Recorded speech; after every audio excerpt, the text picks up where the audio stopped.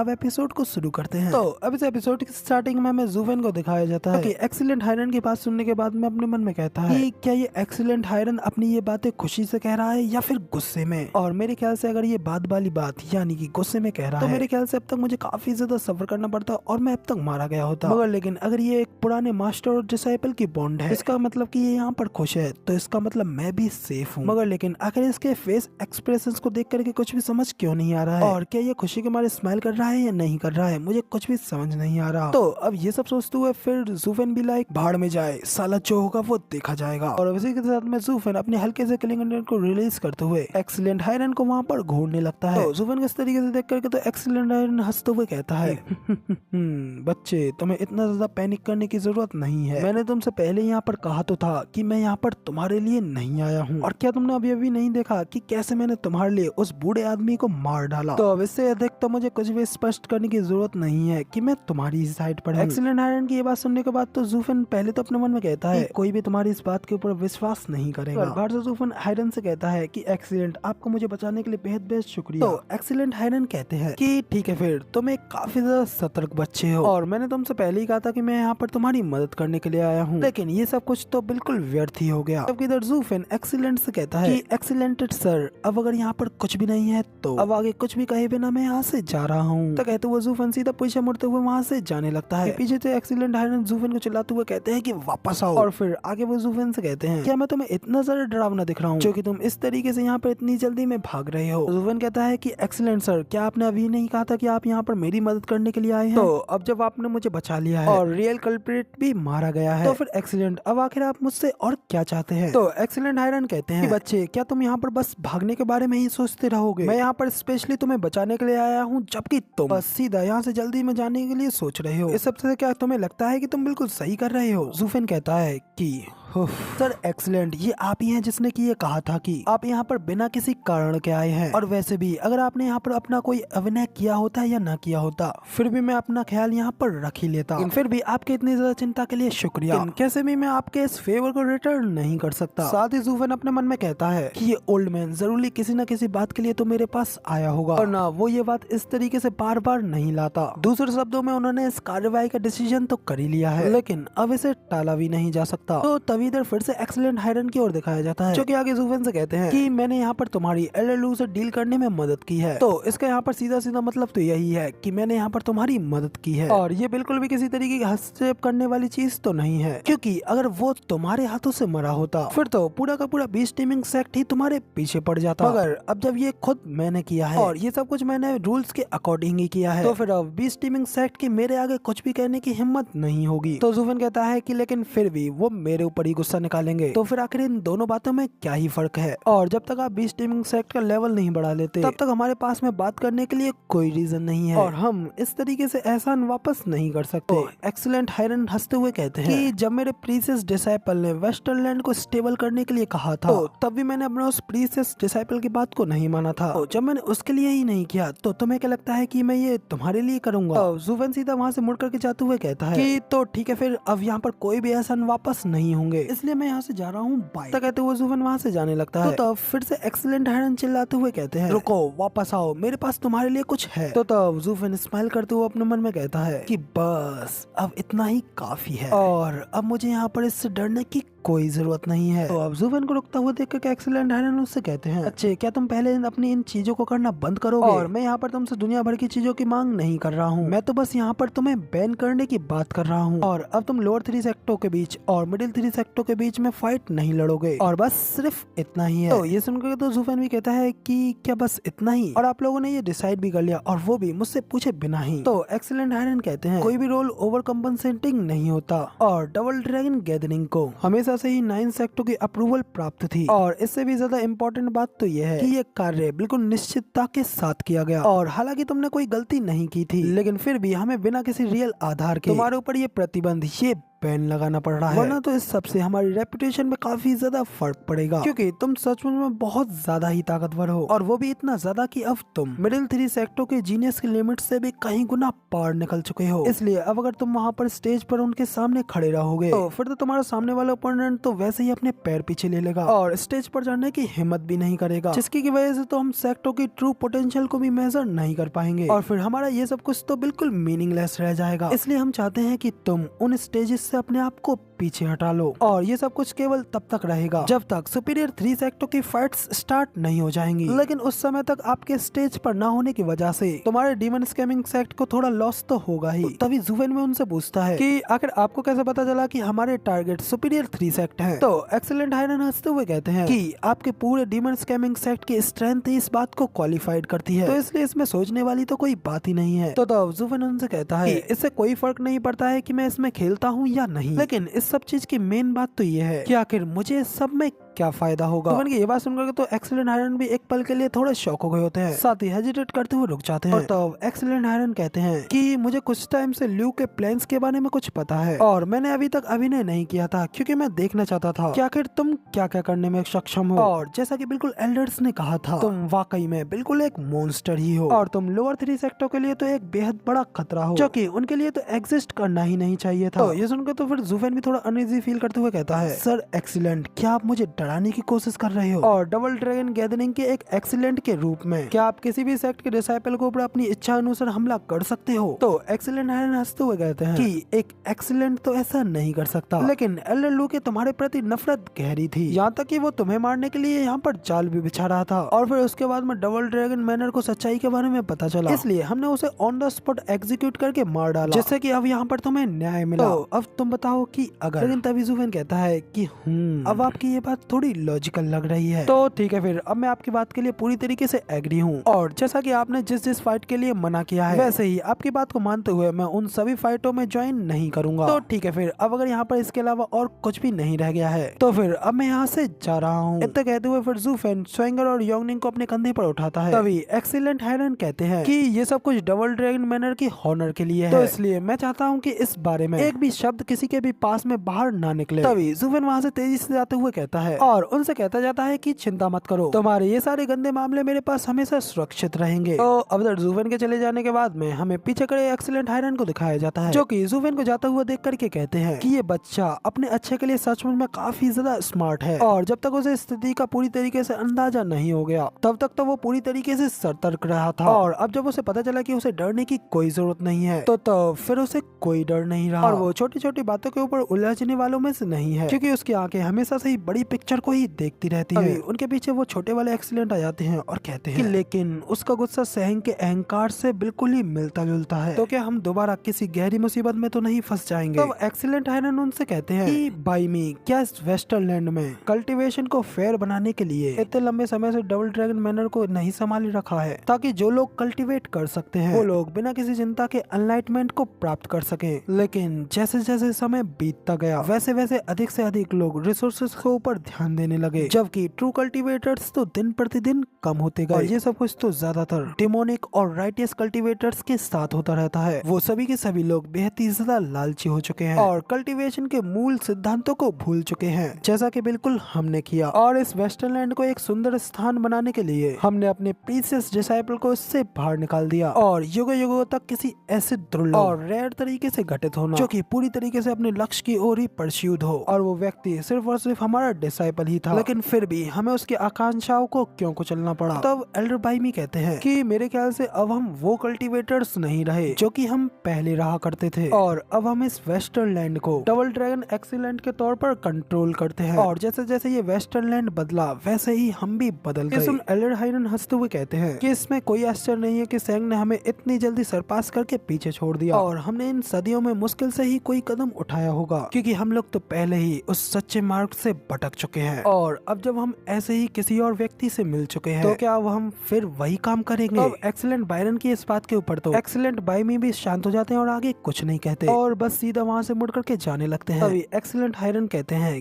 कि अगर सेंग वापस आ जाता है तो मैं उसे उसकी स्वॉर्ड वापस देना चाहूंगा। तो एक्सीलेंट बाइमी कहते हैं कि उसे अपनी एस्पिरेशन, अपनी आकांक्षाओं को फॉलो करने दो। हमें नेक्स्ट डे का सीन दिखाया जाता है जहाँ पे कि सारे फाइटिंग एरिना को फिर से रिबिल्ड कर दिया होता है और अब वहाँ पे होने वाली नई फाइट को देखने के लिए सभी लोग अपनी अपनी जगहों पर आ गए होते हैं। तभी ऑडियंस में से एक लड़का सामने की ओर देखते हुए हैरान होते हुए कहता है, सभी लोग देखो फाइनली डीमन सोल सेक्ट यहाँ पर आ ही गया। और तभी इसी एंट्री के साथ में हमें हान यूनफेंग, उसके दोनों भाई, उनके साथ आए एल्डर्स और बाकी के सभी डिसाइपल्स को भी दिखाया जाता है। साथ ही फिर जैसे ही वो अपने उस एंट्री के साथ में अरीना में आते हैं तो सारी ऑडियंस जोर जोरों से शोर करने लगती है और उन लोगों के नारे लगने लगते हैं। मगर साथ ही तभी उनके पीछे से एक और सेक्ट आता है जो कि होता है मिडिल 3 सेक्टों में सबसे strongest sect, sword God sect. अभी हान यूनफेंग की नजर भी उनके ऊपर पड़ती है और वो उनके एक बंदे को देखते हुए कहता है, ये तो जेंटल स्वॉर्ड वेंग टाओ है। तो उसे देख उसका सेकंड ब्रदर भी हैरान होते हुए कहता है कि ये तो अब एक्चुअली में एक इथेरियल स्टेज की 4th लेयर पर है। तो हान यूनफेंग भी कहता है कि वो भी एक और जीनियस है, हमारी ही जनरेशन का हमारा एक और विरोधी। तो अब इधर वेंग टाओ भी हान यूनफेंग को देख उससे कहता है कि यंग मास्टर हान, आपको देखे हुए काफी समय हो गया और अब जब मैं आपको देख रहा हूँ तो मुझे पता चल रहा है कि आपने भी काफी अच्छी प्रोग्रेस कर ली है। तुम अब एक्चुअली में second layer of ethereal stage पर पहुंच गए हो, फिर तो इसके लिए तुम्हें कांग्रेचुलेशन बनता है। हान यूनफेंग कहता है कि क्या तुम मेरा मजाक उड़ा रहे हो? तो क्या ऐसी ही बात है ना, क्योंकि यहाँ पर तुम जो कि मुझसे 2 लेयर ऊपर है वो मुझसे ऐसी बात कर रहा है। तो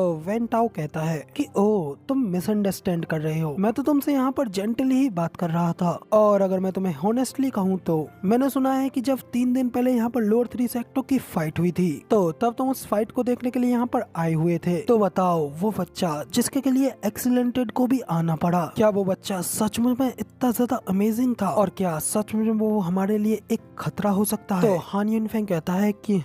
एक बार तुम उसे देखो और तुम्हें खुद ही पता चल जाएगा। तो वेंटाओ कहता है कि मैं तो खाली तुमसे इस बारे में पूछ रहा हूँ, तुम्हें इस चीज को लेकर के इतना ज्यादा घृणित होने की जरूरत नहीं है और मैं तो तुमसे इसलिए पूछ रहा था क्योंकि मेरे पास तुम्हारे अलावा जानने का कोई और जरिया ही नहीं है। जिसके बाद वेंटाओ अपने एक पीछे वाले बंदे से कहता है कि जूनियर ब्रदर इन्हें उस आदमी से अपने रिश्ते के बारे में बताओ। तो तभी हमें उसके उस जूनियर ब्रदर को दिखाया जाता है जो कि कोई और नहीं बल्कि हमारा पुराना कैरेक्टर ज़ीटियान शेन होता है। फिर वो उन्हें बताता है, मैं हूँ ज़ीटियान शेन टियान्यू एम्पायर से और मैंने एक बार ज़ूफेन के साथ लड़ाई की थी। तो वेंटाओ कहता है कि देखा तुमने, मेरे पास तुमसे कहीं गुना ज्यादा जानकारी लेने का रास्ता है, तो अब क्यों ना हम दोनों अपनी अपनी जानकारियों को एक्सचेंज करें। तो वेंटाओ की ये बात सुनकर के तो हान यूनफेंग वेंटाओ की बात का कोई जवाब नहीं देता और दूसरी ओर देखने लगता है। तो ये देख करके तो वेंटाओ का भी मुंह बन जाता है और तभी एक आवाज कहती है कि ऑडियंस जरा देखो, हेवन थ्रिलिंग सेक्ट भी आ गया है। तो तब ये सुनकर तो वेंटाओ भी खुश होते उस ओर देखता है और कहता है कि वेस्टर्न हेविंग थ्रिलिंग सेक्ट टियान्यू के 3 गार्डियन सेक्टों का हेड, तो फिर अब हमें क्यों ना उनसे डीमन स्कैमिंग सेक्ट के बारे में जानकारी मांगनी चाहिए। इतना कहकर के फिर वेंटाओ वहाँ से जाते हुए कहता है कि मुझे माफ करना लेकिन अब मैं यहाँ से जा रहा हूँ और अब हम लोग बाद में बात करेंगे। तो वेंटाओ की ऐसी हरकतों को देख करके उसका छोटा भाई हान भी कहता है कि ब्रदर क्या सच में ये वेंटाओ मिडिल 3 सेक्टों का सबसे बेस्ट जीनियस है? मगर इसे देख करके तो मुझे नहीं लगता है कि ये वो हो सकता है और ये तो बस मुझे हमारा एवरेज सा प्रतिद्वंदी ही लग रहा है। तो हान यूनफेंग कहता है कि ऐसा इसलिए है क्योंकि तुमने उसे कभी लड़ते हुए नहीं देखा। वेंटाओ को जेंटल स्वॉर्ड इसलिए कहा जाता है क्योंकि वो भेड़ों के झुंड में भेड़ों के कपड़े पहन करके असलियत में एक भेड़िया है, भेड़िया जो कि अपने सॉफ्ट टच के साथ में भारी हाथों का भी यूज करता है और वो 2 स्वॉर्ड स्टाइल्स को एक साथ कंबाइन करके एक ही बार में यूज करता है और इसलिए तो इसे जेंटल स्वॉर्ड कहा जाता है क्योंकि ये बाहर से तो बिल्कुल सॉफ्ट और कोमल दिखता है लेकिन अपने पीछे से तलवार छुपाए रखता है और ये पता चलना कि आपको सबसे नर्म तरीके से बाहर निकाला गया है, ये चीज तो सबसे ही ज्यादा बुरी है। अपने भाई की ये बात सुनकर तो हान भी थोड़ा घबराने लगता है लेकिन तभी उन तीनों भाइयों से कोई कहता है कि जल्दी से यहाँ से दफा हो जाओ और तभी हमें दिखाया जाता है कि ये कहने वाला कोई और नहीं बल्कि यानमो होता है जो कि वहाँ पर अपने सभी साथी और अपने एल्डर के साथ में आया होता है। तो उसे वहाँ पर देख करके तो हान यूनफेंग भी साइड देते हुए कहता है कि देखो निश्चित रूप से सुपीरियर 3 सेक्ट भी अब यहाँ पर आ गए हैं। उस लड़के की स्ट्रेंथ ने यहाँ पर हर एक सेक्ट को अपनी ओर देखने के लिए काफी ज्यादा प्रभावित कर लिया है और सभी के सभी लोग यहाँ पर उसे ही देखने के लिए आ रहे हैं क्योंकि यहाँ पर उस लड़के की स्ट्रेंथ सभी को खतरा महसूस करा रही है। तभी यानमो को एक जूनियर ब्रदर यूमी से पूछता है कि यूमी, तुमने उस लड़के को पहले ही देख रखा है, मैंने सही कहा ना? तो बताओ क्या वो सचमुच में इतना ज्यादा स्ट्रॉन्ग है? तो यूमी कहती है आखिर तुम मुझसे ये सब क्यों पूछ रही हो? क्या तुम्हें पता नहीं चल रहा यहाँ पर कितने सारे लोग हैं और अगर ऐसा नहीं होता तो वरना यहाँ पर ये इतने सारे लोग क्यों ही आते? तो वो बंदा कहता है कि आखिर ब्रदर यान की तुलना उससे कैसे की जा सकती है? तो तब ये सुनकर तो यूमी भी शांत होते हुए कहती है कि वेल, क्योंकि उन लोगों की ये सारी बातें सुनकर तो यानमो का भी मुंह बनने लगता है और तभी वहाँ पे कोई हंसते हुए यानमो को आवाज लगाता है और कहता है कि यानमो, काफी समय हो गया तुम्हें नहीं देखा, तो मुझे बताओ आखिर तुम कैसे हो? तो अभी तो उस बंदे को देख करके यानमो भी उसे पहचान लेता है और उससे कहता है कि वुकिंग यू तो ग्रेट वेस्टरलैंड का सबसे बेस्ट टैलेंट भी हार के डर के बारे में जानता है। आफ्टर ऑल तुम भी उस बात को लेकर के परेशान हो ना कि कहीं वो बच्चा तुमसे तुम्हारा प्रीसियस टैलेंट को भी ना छीन ले। तो वुकिंग यू भी हंसते हुए कहता है कि अल्टीमेट क्लियरिटी सेक्ट सिर्फ क्लियरिटी पर ही फोकस करता है, साथ ही फ्री और एलिगेंट होना, साथ ही फेम और फॉर्चून को अपने ऊपर हावी न होने देना, यही हमारा मोटिव है। और ये वेस्टरलैंड का सबसे बेस्ट होने का टाइटल ये तो मेरे लिए कुछ मायने नहीं रखता। तुम जब चाहो तब मुझसे इसे लेने के लिए आ सकते हो, मगर तुम उसको मुझसे लेने के लायक भी होने चाहिए। तो यानमो कहता है कि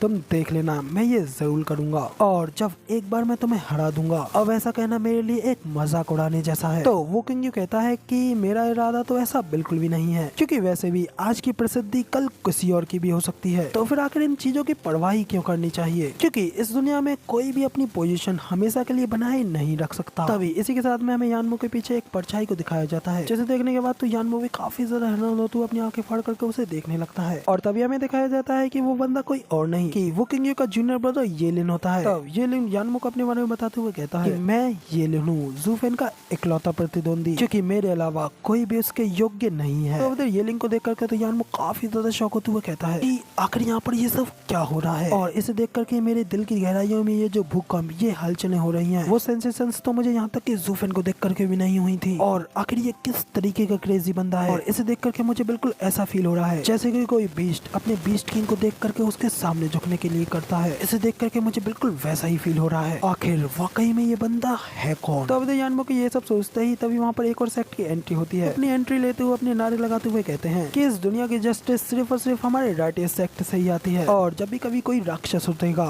तो तब मेरा न्याय उसके ऊपर विजय प्राप्त करेगा। मैं जाओ डेजू ही विजय प्राप्त करूंगा। तो अब तब उस बंदे को देखते हुए यानमो भी कहता है क्या कह रहा है, ये डीमंस को शुद्ध करेगा। ये सुपीरियर 3 सेक्टों में सबसे लास्ट का सेक्ट है, जो कि हमेशा ही मेरे हेलियन फिल्म सेक्ट के सामने हार जाता है, फिर भी वो डीमंस को शुद्ध करने के बारे में कहने की हिम्मत करता रहता है। तो वुकिंग यू भी कहता है कि हाँ, अपने इस नैरो राइटियस पाथ की वजह से वो किसी को भी उस पर रोक नहीं सकता, और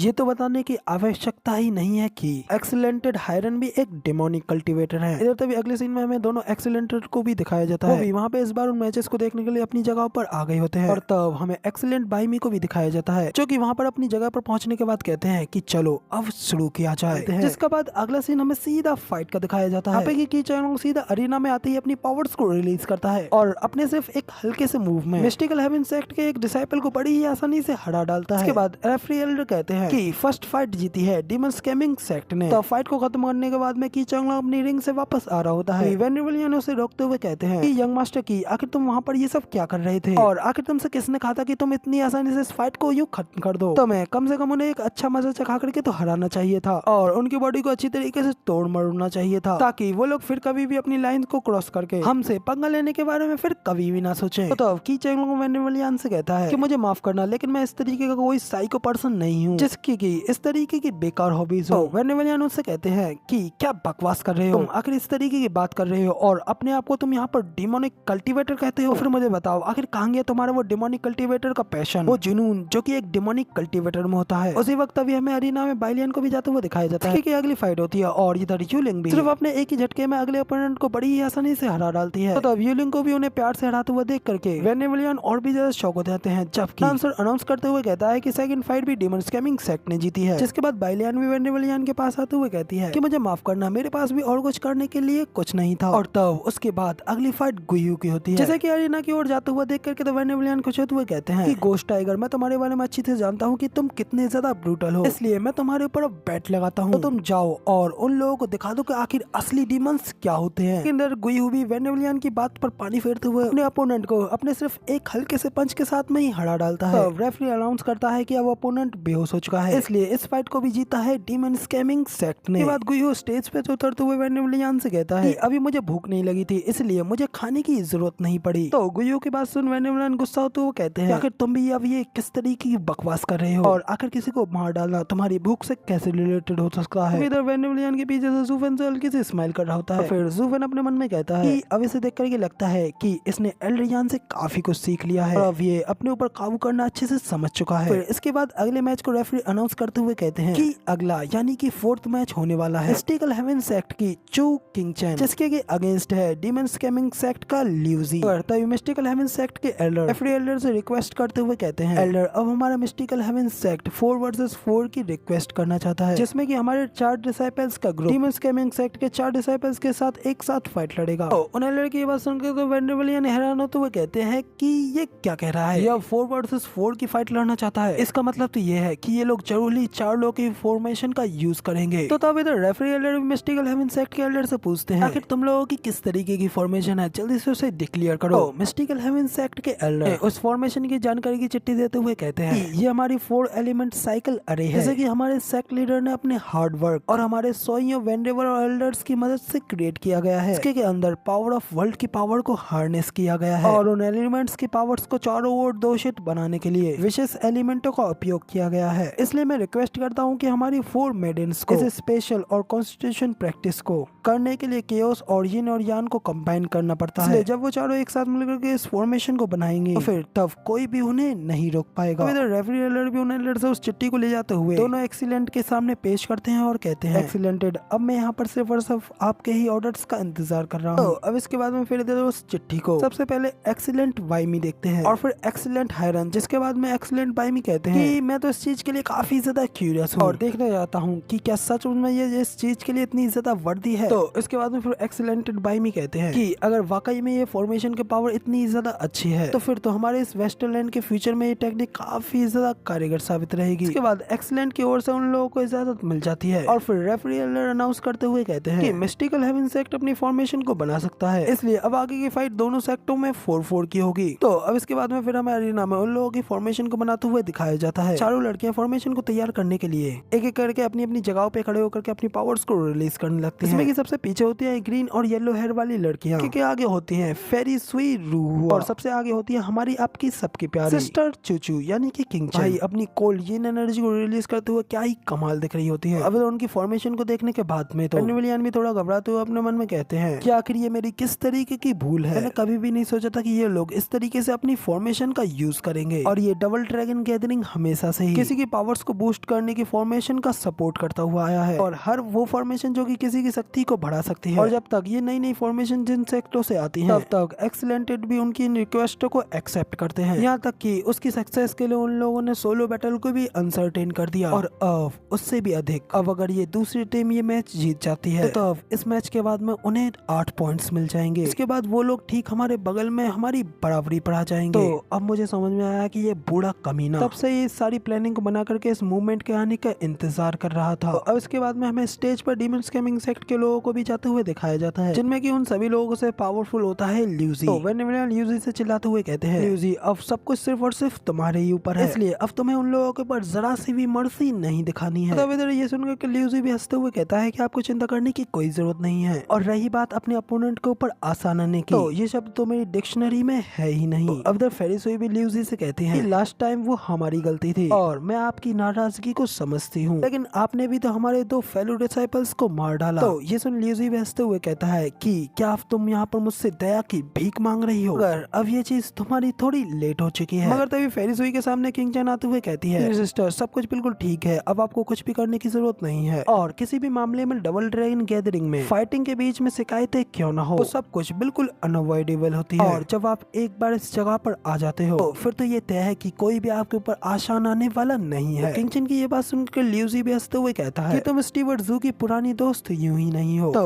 अब मुझे ये बात अच्छे से समझ में आ गई है, इसलिए मैं यहाँ पर आपके साथ में तो ज्यादा कुछ नहीं कर सकता। तो किंगचन उससे कहती है कि क्या तुम उससे डरते हो, अगर सब कुछ यहाँ पर ठीक है, मैंने ऑलरेडी उसके साथ में ये डिसाइड कर लिया है कि हम दोनों का ही अपना अपना एक जीवन है और हम लोग बिना पछतावे के उसे जरूर जिएंगे। तो सिस्टर की ये बात सुनकर के तो ल्यूजी थोड़ा हेजिटेट करते हुए एक बार मुड़ करके जूफेन की ओर देखता है, जहाँ पे कि भाई जूफेन से एकदम चुपचाप सीरियस तरीके से उसके पीछे खड़ा होता है। तो जूफेन के इस लुक को देखने के बाद में तो ल्यूजी घबराते हुए अपने मन में कहता है कि स्टीवर्ट जू को अभी देख करके ऐसा नहीं लग रहा है कि स्टीवर्ट जू को भी अभी इसकी इतनी ज्यादा परवाह है। तो फिर अब ये बात मुझे बिल्कुल ठीक लग रही है। इसके बाद फिर वो किंगचन से कहता है कि तो फिर ठीक है, अगर ऐसी बात है तो मुझे तुम्हें डिस्ट्रॉय करने के के लिए बिल्कुल भी ब्लेम मत करना। तो कहते हैं फिर ल्यूजी चारों ओर उस अरीना में अपनी एसिड स्मोक को फैलाने लगता है, जो कि काफी ज्यादा जहरीली भी होती है। देख करके तो फेरी सुई भी अपनी चारों लड़कियों से चिल्लाते हुए कहती है बंदा अब अपने सोल अटैक का यूज कर रहा है, इसलिए जल्दी से फॉर्मेशन को तैयार करो। तो फेरी सुई की बात सुन करके सभी लड़के अपनी अपनी तलवारों को हाथ में उठाती हैं और अपनी उस स्पेशल फॉर्मेशन को एक्टिवेट कर देती हैं, जहाँ पे कि सिस्टर चुचू भी सबसे आगे खड़े होकर के फॉर्मेशन को अपनी कोल्ड यिन एनर्जी के साथ में कंप्लीट कर देती है, जिसकी की वजह से उन चारों लड़कियों के ऊपर एक काफी ज्यादा पावरफुल गोल्डन कलर का बैरियर एक्टिवेट हो जाता है, लेकिन ल्यूजी का पॉइजनस स्मोक भी भेद नहीं पाता और जैसे जैसे वो स्मोक बैरियर से टच होता जाता है, ऐसे ही ल्यूजी का स्मोक डिसअपीयर होने लगता है। तो अपने स्मोक को इस तरीके से डिसअपीयर होते हुए देख करके तो ल्यूजी भी काफी ज्यादा शॉक हो जाता है, जबकि एक्सीलेंट भाई भी काफी ज्यादा खुश होते हुए कहते हैं कि ये तो सच में काफी ज्यादा इंटरेस्टिंग है। और तभी हमें उन सभी लोगों के पीछे खड़े जूफेन को भी दिखाया जाता है, क्योंकि वहाँ पर अपनी गोल्डन आइज को एक्टिवेट करते हुए उन्हीं लोगों को देख रहा होता है और फिर जूफेन अपनी गोल्डन आइज को फिर से डीएक्टिवेट कर लेता है। फिर हमें जूफेन की ओर दिखाया जाता है, जो कि काफी ज्यादा सीरियस होते हुए आंखों में हल्के से किलिंग इंटेंट को रिलीज करते हुए अपने मन में कहता है डैम ल्यूजी, तुमने लगभग अपने कदम को आगे बढ़ा ही लिया और आखिर तुम्हारी ये करने की हिम्मत कैसे। हमें फेरी सुई और किंग चैन को दिखाया जाता है, जो कि अपने कोल्ड लुक के साथ में ही ल्यूजी को घूर रही होती हैं और तभी चारों लड़कियां अपनी अपनी स्वॉर्ड्स को ऊपर उठाती हैं, जिनके के अंदर से उन चारों की एलिमेंटल एनर्जी निकल रही होती है और उन चारों की पावर्स एक जगह पर कंबाइन हो रही होती हैं, जो देख करके तो ल्यूजी को भी काफी अजीब सा सेंस होने लगता है, उसे थोड़ा डर का एहसास होने लगता है और वो अपने मन में कहता है कि ये सेंस ये तो डेंजर की सेंस है, लेकिन क्या सच में ये चारों मिलकर के मुझे डरा सकती हैं? मगर आखिर ऐसा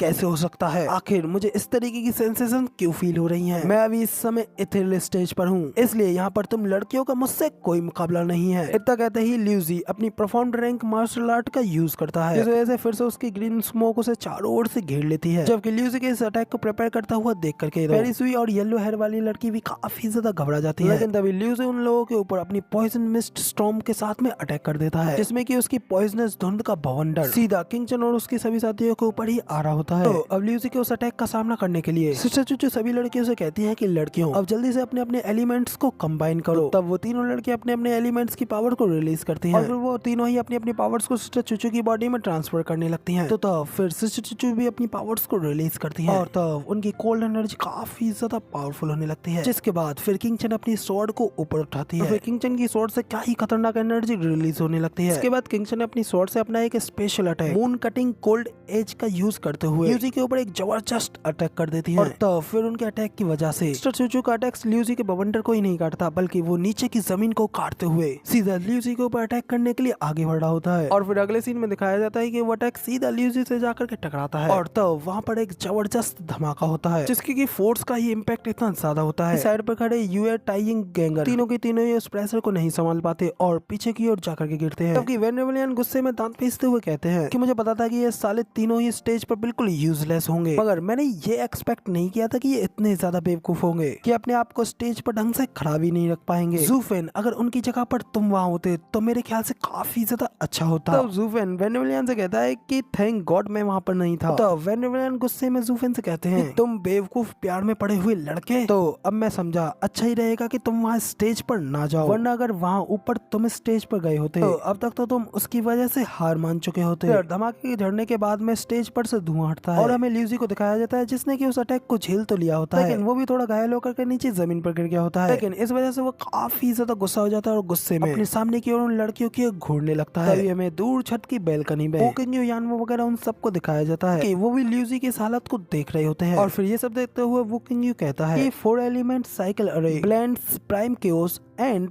द एलिमेंट, दोनों ही सिचुएशन डिफेंसिव और ऑफेंसिव सिचुएशन दोनों में ही काफी ज्यादा अच्छे तरीके से काम करता है, यहाँ तक कि एक इथेरियल स्टेज के एक्सपर्ट का सोल अटैक भी साइकिल पावर का सामना करते हुए बिल्कुल न्यूट्रलाइज्ड हो गया। क्या ये सचमुच में ही मिस्टिकल हेवन सेक्ट की टेक्निक है? तो मिस्टिकल हेवन सेक्ट के लिए एक काफी ज्यादा फॉर्चून की बात है कि एक लोअर 3 सेक्टों में से एक सेक्ट होते हुए उन्होंने एक इतनी ज्यादा पावरफुल और वंडरस फॉर्मेशन को क्रिएट किया। तो यानवो कहता है कि वो फॉर्मेशन फैंसी के तौर पर तो काफी है, लेकिन उसकी वो रिक्वायरमेंट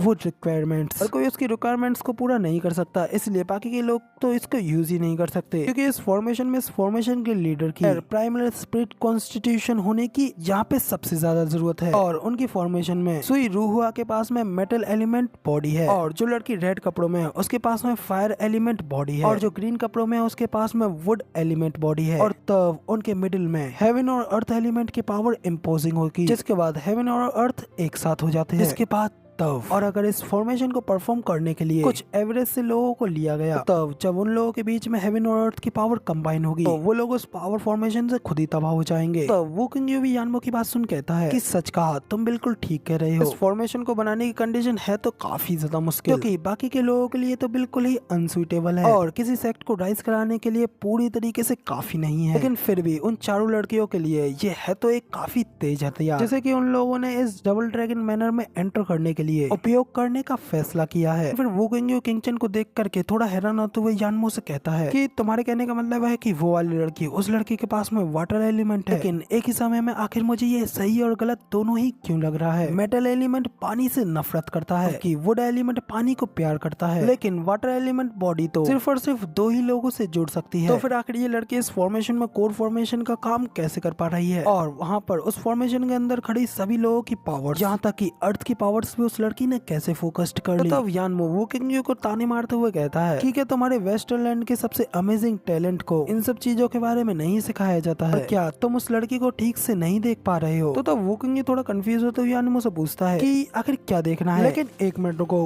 क्या तुमने उसके अंदर कुछ देखा है? यानमो बताता है कि हाँ ऑफ कोर्स, मैंने ये देखा है कि उस लड़की के अंदर कोई भी वाटर एलिमेंट बॉडी नहीं है, कि उसकी फिजिक वॉइड स्पिरिट की है, जिसकी वजह से वो हर एक एलिमेंट के कल्टीवेशन मेथड को यूज कर सकती है। और उसने अभी सिर्फ वाटर कल्टीवेशन मेथड को ही प्रैक्टिस किया है ताकि ये उस फॉर्मेशन में काम आ सके। तो यानमो की ये बात सुनकर तो वो किंग और भी ज्यादा हैरान हो जाता है और शॉक होते हुए कहता है कि तुम्हारे कहने का मतलब ये है कि लड़की के पास में the legendary support constitution void spirit physique है। ओ, तो अब जाकर के मुझे समझ में आया। मैं तब से यही सोच रहा था कि आखिर ये फॉर्मेशन इतनी ज्यादा स्ट्रॉन्ग कैसे हो सकती है, लेकिन अब पता चला ये फॉर्मेशन तो सिर्फ और सिर्फ उसकी ही वजह से इतनी ज्यादा पावरफुल है। और वॉइड स्पिरिट फिजिक के बारे में रूमर्स के हिसाब से वो किसी को भी हर एक टाइप की अलग अलग एनर्जी को ट्रांसफॉर्म कर सकती है, और ये कॉन्स्टिट्यूशन तो ये उसका सबसे क्लोजली प्राइमल है। सचमुच फिर तो ये एक रियल मेडिकल है, एक इतनी ज्यादा अमेजिंग फिजिक, यानी वो जैसे लोअर 3 सेक्टों में से निकली है। लेकिन फिर ये लड़की तो किसी भी सेक्ट के सेक्ट लीडर की सबसे प्रिय डिसाइपल होगी। अभी उन लोगों की साइड पे खड़ा ये लिंक जोर जोरों से हंसते हुए कहता है कि उसकी रेयर बॉडी इंडीड तो काफी है, लेकिन स्टिल अभी भी काफी ज्यादा वीक है, और हम जैसे अकेले भेड़ियों के लिए वो भी किसी अन्य व्यक्ति की तरह ही बिल्कुल एवरेज है। लेकिन जब एक बार वो थोड़ी मजबूत हो जाएगी तो तब हम देखेंगे कि क्या वो एक अच्छी प्रतिद्वंदी बन पाएगी कि नहीं। तो तभी यानमो भी बीच में कहता है कि मगर लेकिन इस तरीके की रेयर बॉडी के साथ में डुअल कल्टीवेशन करने से तुम्हारी कल्टीवेशन एक काफी सा ऊंची उड़ान भरने लगेगी। तो यानमो की ये बात सुन ये लिंक कहता है कि परिभाषा के हिसाब से डुअल कल्टीवेशन 2 हिस्सों से आती है, एक जो अपना नहीं है और ना ही वो कभी अपना होगा, और ये चीज बिल्कुल फ्लैट है, और हेवन जाने के 10 मार्गों में से कोई भी डुअल कल्टीवेशन के ऊपर निर्भर नहीं करता है, और जैसे ही कोई ऐसा करता है वो तभी अपने उस मार्ग से भटक जाता है। बाइलिन की ये बात सुन यानमो से पूछता है कि आखिर तुम कौन से 10 हेवन के पाथों के बारे में बात कर रहे हो? तो बाइलिन कहता है कि आपके लिए चिंता करने के लिए समय नहीं है, वो लोग 10 एंशिएंट सोवेरियंस थे, और मेरे ख्याल से श्योरली तुम लोगों ने शायद ही उनके बारे में कभी सुना होगा। हाँ, लेकिन छोड़ो इस बात को, और क्योंकि अभी आपका ध्यान अभी इस समय सिर्फ और सिर्फ शक्ति के ऊपर है, इसलिए इस रास्ते के एंड पर परस्यूम होने वाले सिर्फ और सिर्फ यहाँ पर मैं और वो ही है, बिल्कुल ठीक मेरे सामने का वो लड़का ज़ू फैन, और इस पूरे एंटायर कॉन्टिनेंट पर सिर्फ और सिर्फ हम दोनों ही उस जगह के बारे में जानते हैं और उस दिशा के ऊपर आगे बढ़ने के लिए काम कर रहे हैं। इसी के साथ में हमें अगला सीन एक्सीलेंटो का दिखाया जाता है, यहाँ पे कि उनके हाथ में एक पर्चा होता है जिसके अंदर उन्होंने एक नाम ज़ू फैन और एक नाम किंगचन का लिखा होता है। एक्सीलेंट हायरन एक्सीलेंट वाइमी से कहते हैं, वाइमी उस लड़की के अंदर तो कोई भी वाटर एलिमेंट नहीं है, मगर उसके पास में तो लेजेंडरी वॉइड स्पिरिट फिजिक है, एक वॉइड स्पिरिट फिजिक जो की हर प्रकार की एनर्जी को कंटेन करके रखती है, वरना तो इस फॉर्मेशन के अंदर से इस तरीके की एनर्जी को रिलीज कर पाना नेचुरली पॉसिबल नहीं हो पाता। एक्सीलेंट बाइबी भी कहते हैं कि हाँ, अगर दूसरे शब्दों में कहें तो इस फॉर्मेशन का इतना ज्यादा पावरफुल होने का कारण के अंदर के वो एलिमेंट्स नहीं है, बल्कि वो लड़की है। और मैं तो अब इस बात से काफी ज्यादा आश्चर्य हूँ, आखिर मिस्टिकल हेवन सेक्ट ने उस लड़की को कहाँ से ढूंढ लिया। एक्सीलेंट बाइबी भी कहते हैं कि हाँ, चू किंग चंग सच में एक ट्रू रेयरिटी है, लेकिन बाकी की ये तीनों लड़कियां भी काफी ज्यादा रेयर हैं। और अब क्योंकि इस फॉर्मेशन के लिए उन सभी की जरूरत है, तो इसलिए अब हम इन सभी को एक्सेप्ट करते हैं। इधर तभी अगला सीन वापस से फाइट का दिखाया जाता है, यहाँ पे कि अटैक से हिट होने के बाद में लियूजी फिर से खड़ा होता है और फिर अपने आप को संभालते हुए अपने मन में कहता है कि इस फॉर्मेशन के अंदर से आई सारी की सारी एनर्जी एक्चुअली मेरे ऊपर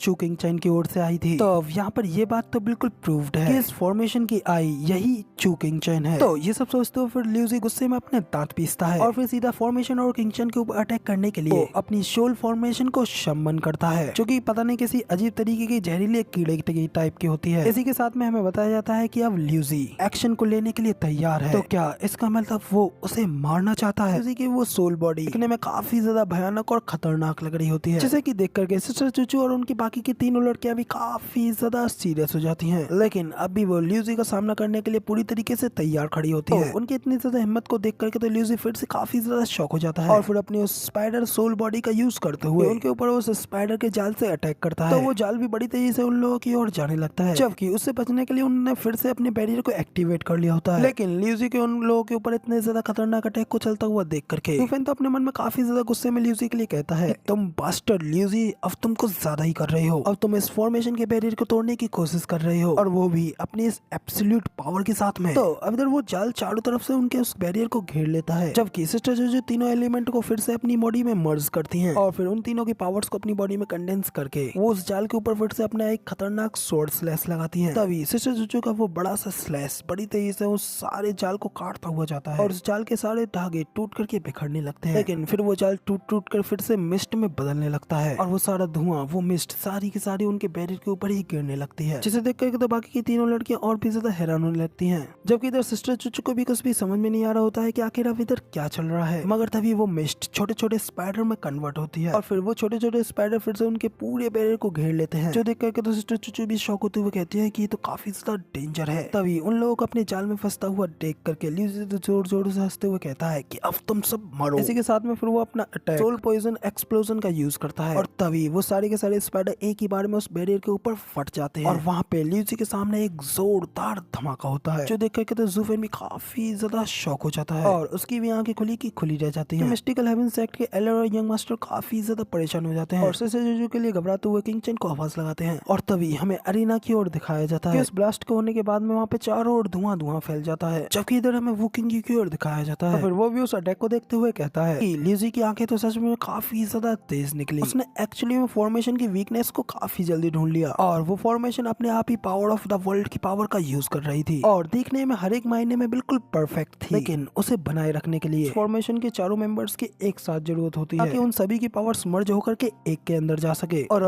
लियूजी ने जो किया उस ब्लास्ट के बाद में वो फॉर्मेशन भी उस स्नेक अटैक के साथ में टूट गई। तो अब इधर हमें लियूजी की ओर भी दिखाया जाता है। तो अब इधर लियूजी भी उस बैरियर के टूटते हुए देखने के बाद में खुश होकर के चैन की सांस लेते हुए कहता है, उफ, इन लड़कियों को जिन्होंने तो एकजुट होकर के सच में मुझे काफी ज्यादा परेशान कर दिया था। इधर लियूजी ये सब सोच रहा होता है कि तभी धुएं में से कोई बड़ी तेजी से बाहर निकलता है और तभी हमें दिखाया जाता है कि एक स्वॉर्ड सीधा लियूजी के गले पर रख दी गई होती है, जिसे देख करके तो लियूजी की भी आंखें खुली की खुली रह जाती हैं और वो काफी ज्यादा शॉक हो गया होता है। जबकि वेनिवेलियन और वेनिवेल गुई की भी शॉक के मारे आंखें खुली की खुली रह गई होती हैं और न सिर्फ वो लोग बल्कि मिस्टिकल हेवन सेक्ट के एल्डर भी काफी ज्यादा हैरान हो गए होते हैं। इधर वू किंग और यानमो भी शॉक होते हैं, जबकि बाइलिन तो सिस्टर चुचू के इस अटैक से इम्प्रेस होकर काफी ज्यादा खुश हो गया होता है। जबकि एक्सीलेंट बाइमी भी ये देख कहते हैं कि ये तो काफी ज्यादा इनक्रेडिबल है कि कैसे उस लड़की ने अकेले ही इस पूरे वर्ल्ड की एनर्जी को अपने कंट्रोल में कर लिया। तो एक्सीलेंटेड हायरन भी कहते हैं कि हाँ बिल्कुल सही, वो लड़की अभी भी सिर्फ रेडिएंट स्टेज पर है, लेकिन फिर भी उसकी स्ट्रेंथ के ऊपर काफी अच्छा कंट्रोल है। सच में ये लड़की तो काफी ज्यादा अद्भुत है। इधर तभी हमें दिखाया जाता है कि लियूजी के गले पर वो स्वॉर्ड हमारी सिस्टर चूचू ने रखी होती है, जिनकी की पूरी बॉडी से अपना कोल्ड इंटेंट रिलीज हो रहा होता है। तो तब सिस्टर चूचू की बॉडी से इतने खतरनाक चिलिंग ऑरा को रिलीज होता हुआ देख करके एक्सीलेंटेड हायरन कहते हैं कि सचमुच ये लड़की भी एक मॉन्स्टर निकली। जबकि अपने गले पर सिस्टर चूचू की स्वॉर्ड को देख करके तो ल्यूसी की फट गई होती है और वो काफी ज्यादा हैरान होते हुए अपने मन में कहता है कैसे, आखिर ये कैसे पॉसिबल हो सकता है, आखिर ऐसा कैसे हो सकता है। उसने अपनी बर्फ का इस्तेमाल करते हुए मेरे सारे के सारे एक्सप्लोजन को पूरी तरीके से ब्लॉक कर लिया। तो अब तब इधर हमें सिस्टर चूचू की ओर दिखाया जाता है कि अब इधर ल्यूसी के गले पर अपनी स्वॉर्ड रखते हुए उससे कहती है कि तुम हार गए, लेकिन तुमने मेरी सिस्टर्स को हर्ट कर दिया, मगर अब क्योंकि तुम यहाँ पर स्टीवर्ट जू के साथ में हो, इसलिए अब मैं यहाँ पर अपने हाथों को तुम्हारी जान लेने से रोकती हूँ। इतना कहते हुए फिर सिस्टर चूचू जूफेन की ओर मुड़ करके देखने लगती हैं। जबकि ये सब देख करके तो वेनेजुएला अभी भी काफी ज्यादा शॉक में होते हैं। और जब जूफेन सिस्टर चूचू को अपनी ओर देखता हुआ देखता है तो पहले तो वो उनसे अपनी नजर चुराने के लिए अपने सिर को दूसरी ओर मोड़ लेता है और साथ ही जूफेन के दिल में सिस्टर चूचू के लिए प्यार जूफेन को प्यार वाली स्माइल करने से रोक नहीं पाता। जबकि इधर वेनेजुएला तो गुस्से में चिल्लाते हुए कहते हैं कि उस कमीने बूढ़े यून ने मेरे साथ में एक खेल खेला है और इसलिए हम लोग अब यहाँ पर बराबरी पर आ गए हैं।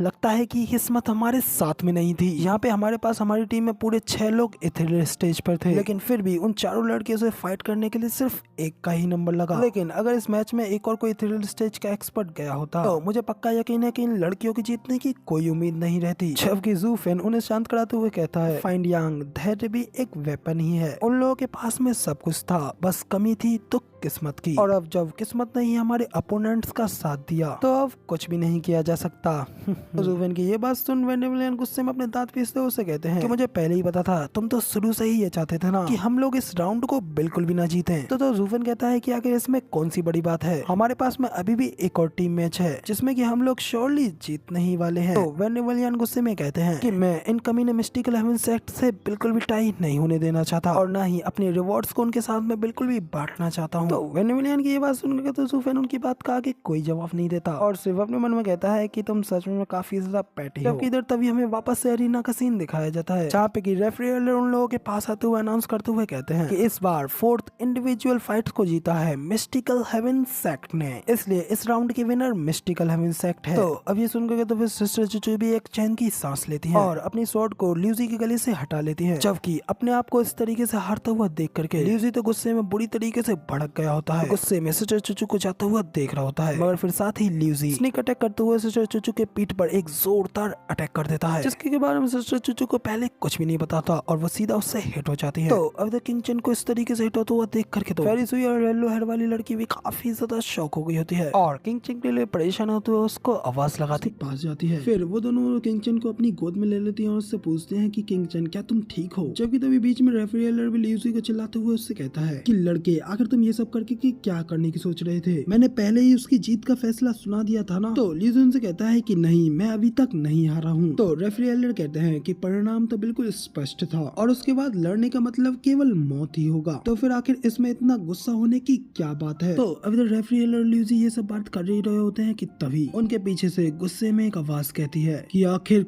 कौन नहीं होगा। ऐसी आवाज को सुनकर ल्यूसी और एल्डर तो काफी ज्यादा हैरान हो गए होते हैं। तभी हमें दिखाया जाता है जूफेन, जिसकी की आंखें गुस्से में लाल हुई पड़ी होती हैं और वो गुस्से में सीधा उन लोगों के पास स्टेज पर आ रहा होता है, जिसे अपनी ओर आता हुआ देख करके तो ल्यूसी की बुरी तरीके से फट गई होती है और डर के मारे उसके शरीर से टोटली पसीने छूटने लगते हैं। तभी वहाँ पे जूफेन उन दोनों के पास आकर के कहता है कि एक ट्रू विनर मौत के द्वारा डिसाइड होता है और जब तक अपोनेंट की बॉडी में उसकी सांसें बाकी हैं तब तक वो फिर से वापसी कर सकता है। इसलिए जब तक दूसरा पक्ष इसे मार न दे या फिर इसे इस फाइटिंग स्टेज से बाहर न कर दे तब तक कोई विजेता नहीं है। तो फिर एल्डर क्या फैसला सुनाने में कुछ ज्यादा ही जल्दी नहीं कर रहे हैं। तो जूफेन की सारी बातें सुन करके तो एल्डर भी उसकी बातों में फंस गया होता है और कहता है कि अच्छा। तो तभी बीच में येलो हेयर वाली लड़की चिल्लाते हुए कहती है कि सिस्टर किंग चेन ने तुम्हारी वजह से उसे छोड़ दिया था, तो फिर आखिर आपको क्या लगता है कि वो अभी भी वहाँ पर स्टिल कैसे खड़ा है। तो जूफेन कहता है कि ये उसकी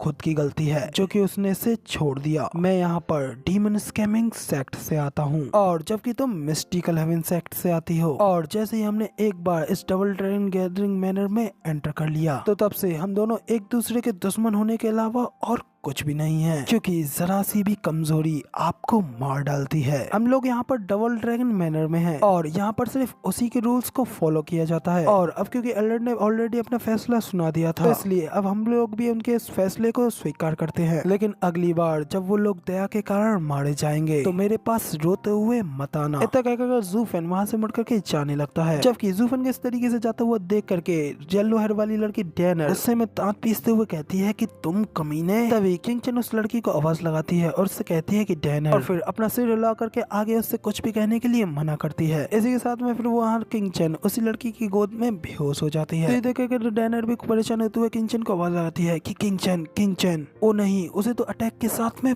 पॉइजन दिया गया है। तभी ये बात सुनकर के तो ज़ूफेन भी वहीं पर रुक जाता है और उसकी आंखें फिर से गुस्से में एकदम लाल हो जाती हैं। मगर फिर भी ज़ूफेन अपने गुस्से को काबू करके वहाँ से उस स्टेज से उतर जाता है, जबकि पीछे खड़ी लड़की अभी भी किंग चन को आवाज लगा रही होती है। तो उधर ज़ूफेन को आगे बिना कुछ किए वहाँ से जाते हुए देख करके ल्यूसी भी अपने मन में कहता है कि देख करके लगता है कि स्टीव जो इस कुतिया को लेकर के इतने भी ज्यादा सीरियसली नहीं है। उसी वक्त हमें मिस्टिकल हेवन सेक्ट के एल्डर को दिखाया जाता है, जो कि वहाँ पे बाकी के सभी लोगों से कहते हैं कि देखो जरा, डेमोनिक कल्टीवेटर्स इसी तरह काम करते हैं और पलक झपकते ही अपना रवैया, अपना एटीट्यूड बदल देते हैं, इसलिए आपको फिर से आगे आसानी से आगे नहीं बढ़ना चाहिए। इधर किंग चन को तो इस सब के लिए एक अच्छा लेसन मिल गया। तो इसी के साथ में फिर वहाँ पे किंग चन को ठीक करने के लिए वहाँ से ले जाया गया जाता है। तभी अरीना में अगली फाइट स्टार्ट होती है, जो कि डेमन स्कैमिंग सेक्ट की यूलिंग वर्सेस मिस्टिकल हेवन सेक्ट के एक लड़के की होती है। तभी अनाउंसर अनाउंस करते हुए कहता है कि अब जल्दी से 8वें मैच के लिए अपोनेंट्स एक दूसरे के सामने खड़े हो जाओ। तभी वो बंदा यूलिंग से चिल्लाते हुए कहता है, देखो अब मैं कैसे तुमसे अपनी सीनियर सिस्टर किंग चन का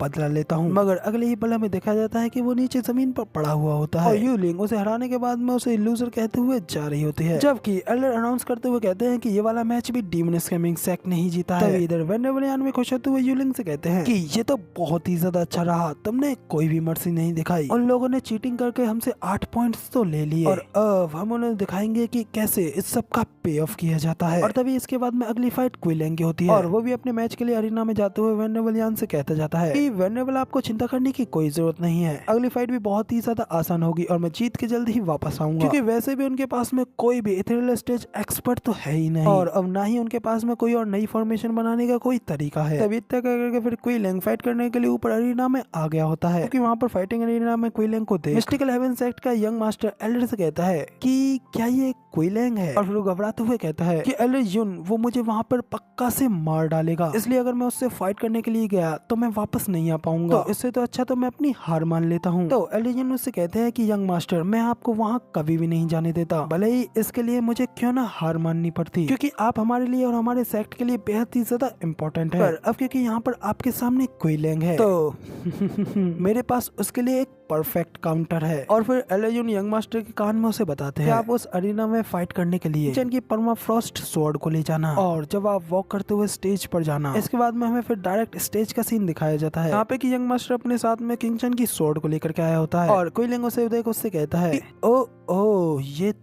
तो मिस्टिकल हेवन सेक्ट के द ग्रेट यंग मास्टर हैं और लगता है कि तुम यहाँ पर अपनी अच्छी खासी पिटाई की तलाश में आए हो। तो तभी यंग मास्टर खांसते हुए क्विलेंग से कहता है क्या आप जानते हो कि मैं कौन हूँ? तभी क्विलेंग हंसते हुए कहता है कि क्या इस दुनिया में ऐसा कोई है जो कि मिस्टिकल हेवन सेक्ट के विकलांग यंग मास्टर को नहीं जानता हो, क्योंकि सभी लोग जानते हैं कि तुम्हारे अंदर के एलिमेंट्स हिले हुए हैं और मुझे लगता है कि सेक्ट लीडर युआन तो जरूर ही तुमसे काफी ज्यादा परेशान होंगे, लेकिन मुझे इस बात का काफी ज्यादा आश्चर्य है कि उन्हें आपसे छुटकारा पाने के लिए यहाँ पे इस फाइट में भेजने का ही मौका मिला, या फिर हो सकता है कि तुम कभी उनके बेटे ही नहीं थे और उन्होंने यहाँ पर तुम्हें मरने के लिए भेज दिया है। तो यंग मास्टर कहता है कि मैं यहाँ पर इस स्टेज पर सिर्फ और सिर्फ लड़ने के लिए ही आया हूँ। मैंने सुना है कि स्वॉर्ड के पिछले ओनर ने डेमन स्कैमिंग सेक्ट के किसी भी बंदे को चोट ना पहुंचाने की कसम ली थी। मुझे आश्चर्य है कि इस चीज के लिए आखिर उनके किस तरीके के सेंटिमेंट्स रहे होंगे। अभी यंग मास्टर के हाथ में स्वॉर्ड को देख करके तो क्विलेंग भी हैरान होते हुए कहता है कि ये तो परमाफ्रॉस्ट है, तो क्या चूकिंग चन इस स्वॉर्ड का इस्तेमाल नहीं कर रही थी? तो फिर आखिर उसकी स्वॉर्ड को तुम अपने हाथों में लेकर के क्या कर रहे हो? और तुम्हें क्या लगता है कि इस स्वॉर्ड को लेकर के ये स्वॉर्ड इस फाइट में तुम्हें किसी भी तरीके का गुड लक चार्म देगी? तो यंग मास्टर हंसते हुए कहता है कि मैं ग्रेट मिस्टिकल हेवन सेक्ट का यंग मास्टर हूँ और मैं किसी भी चीज से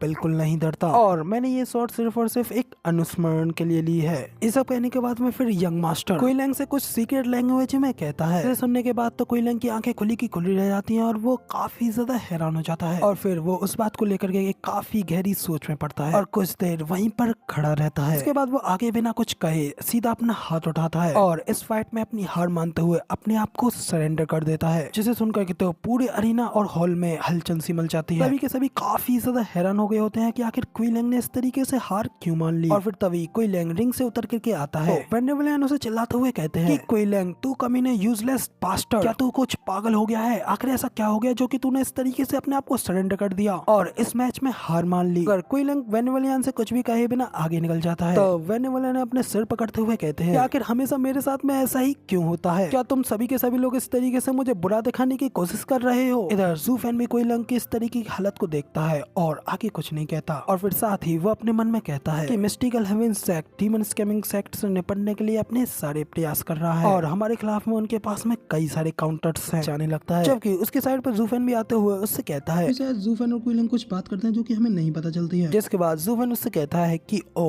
तो ये कारण है, ठीक है फिर अगर तुम्हारा यही एक्सक्यूज है तो फिर तुम माफ हो और अब जब तुम्हारा ये मामला स्पष्ट हो चुका है तो अब आप में से कोई भी फिर इसके बारे में बात नहीं करेगा, ना ही इस मामले को सेक्ट में फैलाना शुरू करेगा। तो जूफेन की बात सुनने के बाद में फिर क्विलैंग जूफेन को ग्रीट करते हुए उसे शुक्रिया करता है। जबकि तभी क्विलैंग का बेटा गैंगर उसके पास आते हुए उससे पूछता है कि डैड आखिर आपके साथ में वहाँ पर क्या हुआ था जिसकी वजह से आपने हार मान ली और फाइट लड़ने से पीछे हट गए? तो अब क्विलैंग अपने बेटे के इस सवाल का कोई जवाब नहीं दे पाता, लेकिन तभी जूफेन गुस्से में चिल्लाते हुए कहता है कि अभी मैंने क्या कहा, क्या तुम्हें बिल्कुल भी समझ में नहीं आया? तो अब इधर जूफेन को इस तरीके से गुस्से में देख करके तो गैंगर और बाकी के सभी लोग काफी ज्यादा घबरा जाते हैं और गैंगर जल्दी से जूफेन से माफी मांगता है। जबकि जूफेन की इस बात पर वेनेवलियन और बाकी सभी लोग भी कुछ नहीं कह पाते। तब इधर वापस से रेफरी को दिखाया जाता है जो कि सभी लोगों को अनाउंस करते हुए बताते हैं इस समय मिस्टिकल हेवन सेक्ट के पास में 8 पॉइंट्स हैं, जबकि डीमन स्कैमिंग सेक्ट के पास में 4 पॉइंट्स और क्योंकि ये वाला राउंड भी मिस्टिकल हेवन सेक्ट ही जीतता है। ये सुनकर तो एलएच1 और यंग मास्टर काफी ज्यादा खुश हो जाते हैं, जबकि उन्हें इस तरीके से खुश होते हुए देख करके वेनेवलियन तो गुस्से में सिर्फ अपने दांत पीसते रह जाते हैं। इसके बाद में रेफरी एल्डर बताते हैं अगली फाइट एक टीम मैच में कंडक्ट कराई जाएगी जो कि अब किसी दूसरे एरिया में कराई जाएगी। तो तभी वहाँ पे मिस्टिकल हेवन सेक्ट के एलएच1 रेफरी एल्डर से कहते हैं कि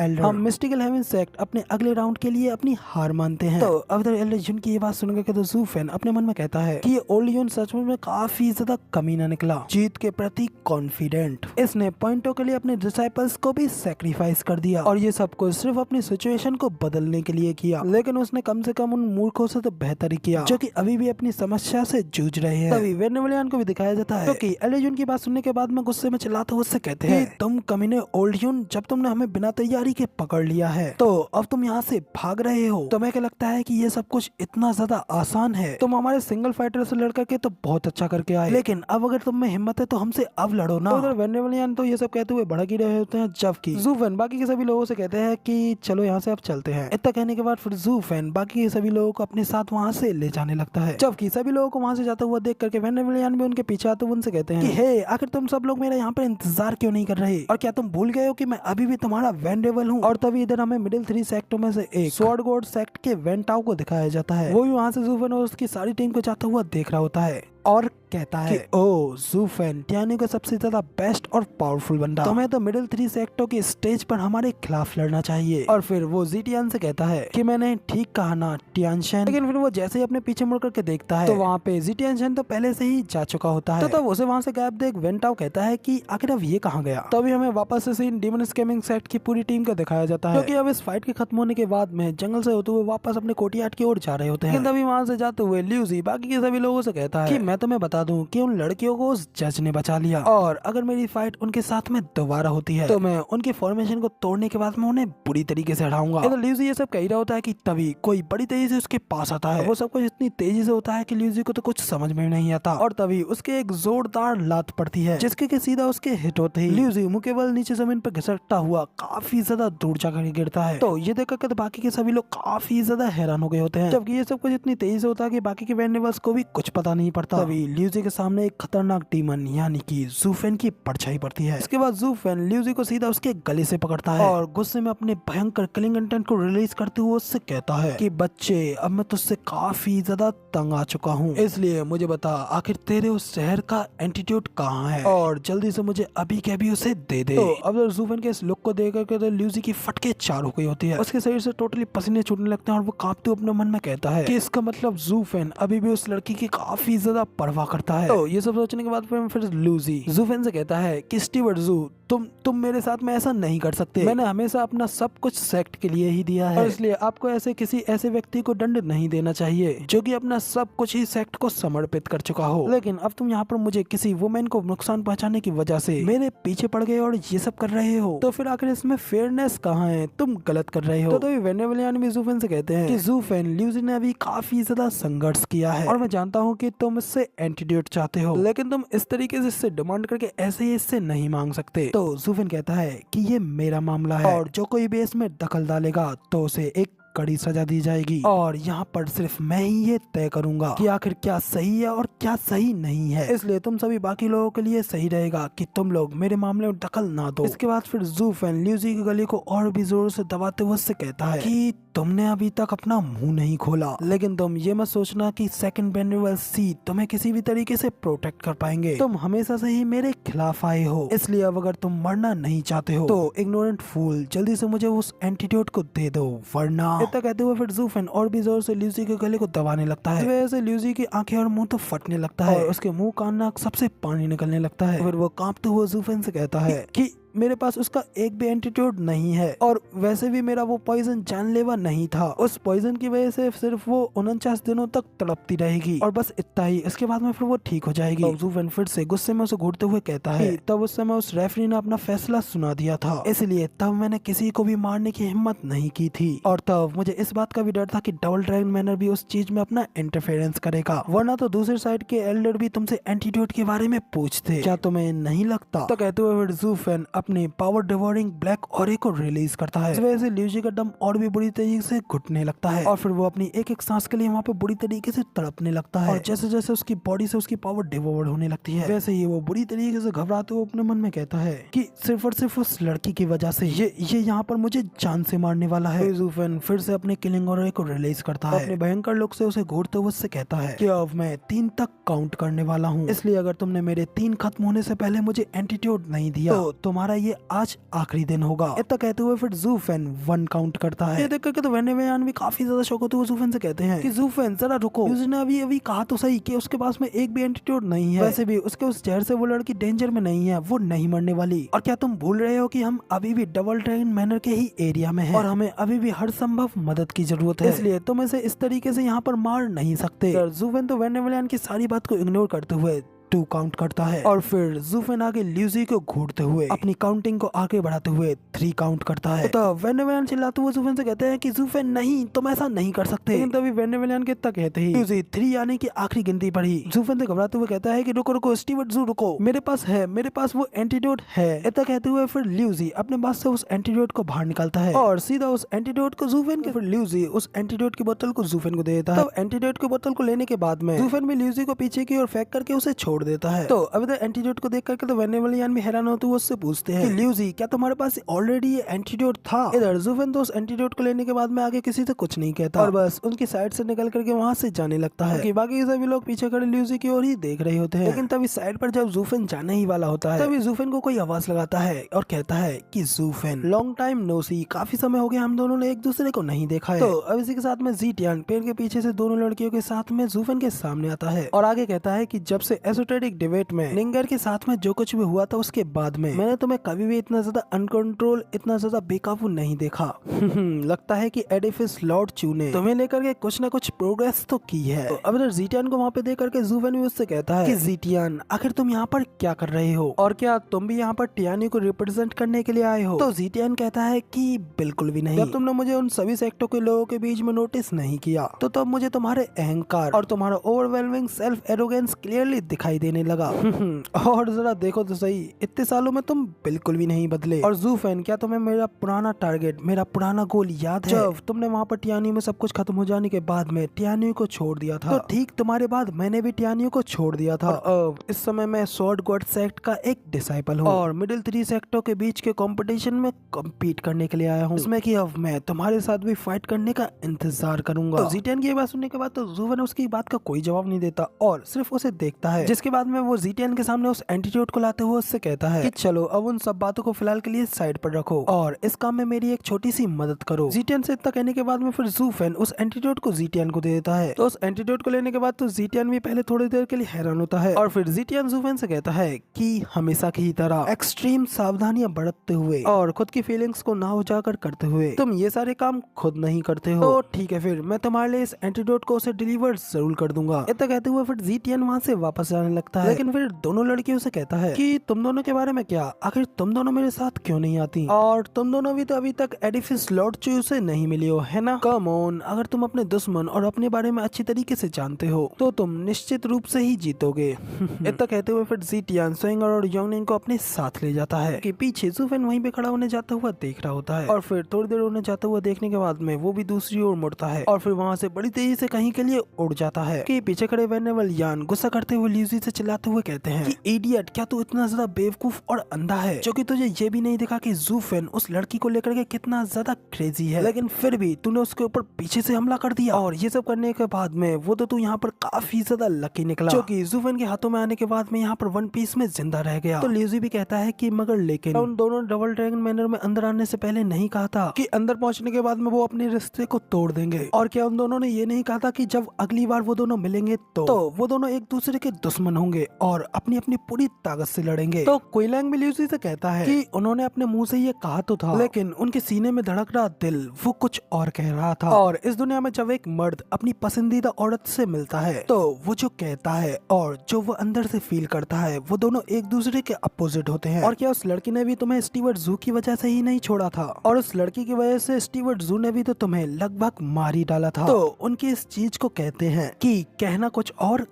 करना कुछ और इन चीजों में कंफ्यूज होकर के तुम तो मौत से टकरा ही गए थे। तो क्विलैंग की ये सारी बातें सुनने के बाद में तो ल्यूसी गुस्से में चिल्लाते हुए कहता है कि अरे भाड़ में जाए वो साले, आखिर फिर वो इस तरीके से दिखावा क्यों कर रहे हैं, और आखिर मुझे उनके इस दिखावे, उनके इस डुप्लीकेसी के चक्कर में क्यों पिसना पड़ा। और वेंडेबल, मैं तो बस यहाँ पर सिर्फ और सिर्फ आपकी ही एडवाइस को फॉलो कर रहा था, आपने ही तो हमसे ये कहा था कि उन बास्टर्ड के प्रति रूथलेस बनो, और मैं तो बस वहाँ पर आपकी बातों का ही तो पालन कर रहा था। तो वेंडेबल यान कहते हैं कि नहीं नहीं नहीं नहीं, तुम इस सब चीजों का दोष मेरे ऊपर नहीं थोप सकते, मैं तो वहाँ पर बात कर रहा था कि बाकी के सभी दूसरे लोगों के बारे में, और मुझे पता था कि उस फॉर्मेशन में मेन लड़की वही थी, लेकिन फिर भी मैंने स्पेसिफिकली उस लड़की के बारे में कुछ नहीं कहा था। तो क्या तुम खुद ही ये सब दिमाग नहीं लगा सकते थे कि मैं सिर्फ उस लड़की को छोड़कर के बाकी के सभी लोगों के बारे में कह रहा हूँ। चलो मेरा छोड़ो, क्या तुम जूफेन के बारे में भी जरा भी नहीं सोच सकते थे? और जूफेन तो एंड पे बिल्कुल सही कह रहा था, वो काफी लंबे समय से वहाँ पे खड़ा तुम्हें सहन कर रहा था, उसने यहाँ तक पहुँचने में तुम में से किसी के साथ भी कुछ नहीं किया, इसलिए बाकी सब कुछ तो वो नजरअंदाज कर सकता है, लेकिन इस बार तुमने उसकी उसी जगह पर हमला किया है जहाँ पे कि उसे सबसे ज्यादा दुख पहुँचता है। और क्या तुमने क्लियरली ये नहीं देखा था कि उस लड़की के लिए वो यानमो से भी किस तरीके से निपटा? तो तब क्विलैंग भी वहाँ से उससे कहता जाता है, हाँ इस बार तुम्हें वही मिला जो तुम्हें मिलना चाहिए था, क्योंकि एक आदमी और एक औरत के बीच के मामले में बाकी किसी तीसरे का शामिल ना होना ही बेहतर है, वरना तो उसका एंड बिल्कुल तुम्हारी तरह ही होगा। तो अब उन सब लोगों से ताने सुनने के बाद में भी जूफेन से पिटने के बाद में दर्द में जैसे जैसे उन लोगों के पीछे आने लगता है और गुस्से में अपने दांत पीसते हुए अपने मन में कहता है कि हे भगवान, उस कमीने को नर्क में ले जाओ। जूफेन, मेरा इंतजार करना, मैं तुम्हें इस बात के लिए एक दिन सबक जरूर सिखाऊंगा, और साला तुम सब लोग भी मेरा इंतजार करना। इधर इसी के साथ में यहाँ पे हमारा सीन चेंज होता है और अगला सीन वहाँ का दिखाया जाता है जहाँ पे कि मिस्टिकल हेवन सेक्ट के लोग रुके होते हैं। तभी सभी लोग वहाँ पर किंगचन को देखने के लिए आए होते हैं और उससे पूछते हैं कि किंगचन, अब आखिर आप कैसी हो? किंगचन तो अभी भी ल्यूसी को जहर से निपट रही होती है और हालांकि उसे काफी ज्यादा प्रॉब्लम हो रही होती है, लेकिन फिर भी उस प्रॉब्लम को सहते हुए अपने आप को कल्टीवेट करने की कोशिश कर रही होती है ताकि उस जहर का असर थोड़ा कम हो सके। जबकि इधर किंगचन की ऐसी हालत को देख करके तो यंग मास्टर चिल्लाते हुए कहता है कि उस कमीने डिमोनिक कल्टीवेटर ने छुप करके किंगचन के ऊपर पीछे से हमला किया और वो भी इतनी भारी मात्रा में। येलो हेयर वाली लड़की डेनर भी किंगचन के लिए परेशान होते हुए कहती है कि हम लोग तो ये भी नहीं जानते कि सिस्टर किंगचन ठीक होंगी भी कि नहीं। उन्होंने कई सारी हीलिंग पिल्स और एंटीट्यूड को खाया है, लेकिन फिर भी कुछ भी चीज इनके ऊपर काम नहीं कर रही है। तो तब उनके एलएच1 कहते हैं कि कोई बात नहीं, तुम तुम लोगों को इतना ज्यादा हंगामा करने की जरूरत नहीं है। मैंने किंग चैन की जांच की है और मुझे पता चला है कि उसकी जान को कोई खतरा नहीं है और ये एक डबल ट्रैंक मैनर है और यहाँ पर कोई कैसे एक हत्या का साहस कर सकता है, लेकिन उसकी वजह से बस इन कुछ दिन किंग चैन को काफी ज्यादा परेशानी और दर्द को सहना पड़ेगा। तो यंग मास्टर भी गुस्से में कहता है कि उन कमीने डिमोनिक कल्टीवेटर्स ने जूनियर सिस्टर किंग चैन को कितना ज्यादा कष्ट पहुंचा रहे हैं, लेकिन मैं उनकी इस चीज को बिल्कुल नहीं भूलने वाला और कभी भी उन्हें नहीं माफ करने वाला। इधर वो लोग ये सारी बातें कर ही रहे होते हैं कि तभी उनके रूम का गेट खुलता है और तब उनका एक डिसाइपल आते हुए एल्डर को बताता है कि young master Elder sword God sect के डिसाइपल जी टियांगशन यहाँ पर विजिट के लिए आए हैं। तो स्वॉर्ड गॉड सेक्ट का नाम सुनकर तो यंग मास्टर भी कहता है क्या कहा, वो तो मिडिल 3 सेक्टों का फर्स्ट नंबर का सेक्ट है। तो तब एल्डर भी उससे पूछते हैं अगर मिडिल 3 सेक्टों के फर्स्ट नंबर के सेक्ट में से कोई यहाँ पर किस लिए आया है। इधर जी टियांगशन का नाम सुन रहे हो तो किंग चैन उन्हें बताती है कि कोई बात नहीं, उसे यहाँ पर अंदर आने दो, वो बंदा भी मेरा टियान्यू का पुराना दोस्त है और मेरे ख्याल से वो यहाँ पर मुझे देखने के लिए आया होगा। किंग चैन की ये बात सुनकर तो मिस्टिक 11 सेक्ट के यंग मास्टर को फिर से एक झटका लगता है। उससे मैं अपने दांत पीसते हुए कहता है कि साला एक और पुराना दोस्त आ गया इसका। इसके बाद फिर वो यंग मास्टर चिल्लाते हुए उस बंदे से कहता है कि जूनियर सिस्टर किंग चैन इस स्टेट पर किसी भी गेस्ट से नहीं मिल सकती है, तो इसलिए उनसे कह दो कि बेहतर रहेगा कि वो लोग अभी इससे ना मिले। लेकिन तभी उसके एल्डर उसे रोकते हुए कहते हैं कि रुकिए यंग मास्टर, आप भूल रहे हैं कि उस बंदे के पीछे उसका स्वॉर्ड गॉड सेक्ट है, इसलिए हम यहाँ पर उस बंदे को इग्नोर नहीं कर सकते, इसलिए बेहतर रहेगा कि वो यहाँ पर किसी भी दिक्कत के यहाँ पर इससे मिलने के लिए आ जाए। तो इधर एल्डर की ये बात सुनकर तो यंग मास्टर को ना चाहते हुए भी एल्डर की बात माननी पड़ जाती है और फिर तभी जी टियांग को अंदर बुलाया जाता है। इसके बाद जी टियांग योंगनिंग श्वेंगर अंदर आते हैं। अंदर आते ही जी टियांग सिस्टर चूचू से कहता है एडिफिस लॉर्ड चू, काफी समय हो गया आपको नहीं देखा, तो मुझे बताएं क्या आप ठीक हैं।